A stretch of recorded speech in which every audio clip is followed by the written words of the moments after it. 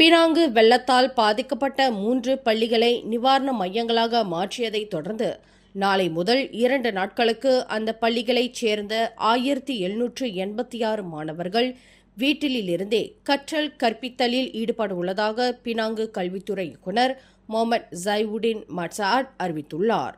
வெள்ளத்தால் பாதிக்கப்பட்ட மாணவர்களின் பாதுகாப்பை உறுதி செய்வதற்காக இந்த நெகிழ்வுத்தன்மையுடன் கூடிய நடவடிக்கை எடுக்கப்பட்டுள்ளதுடன் அந்த பள்ளிகளில் உள்ள பல வகுப்பறைகள் வெள்ளத்தால் பாதிக்கப்பட்டவர்களுக்கு தற்காலிக தங்குமிடமாக பயன்படுத்தப்படுகின்றன.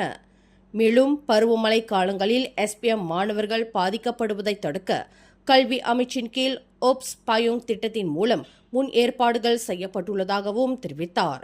வெள்ளத்தால் பாதிக்கப்பட்ட SPM மாணவர்கள் தங்கள் பள்ளி முதல்வர்களுக்கு உடனடியாக தகவல் தெரிவித்தால் அவர்கள் தேர்வு மையங்களை அடைவதற்கான மாற்று ஏற்பாடுகள் வழங்கப்படும் எனவும் அவர் மேலும் கூறினார். மேலும் செய்திகளை தெரிந்து கொள்ள கீழே இருக்கும் பெல் பட்டனை அழுத்துங்கள்.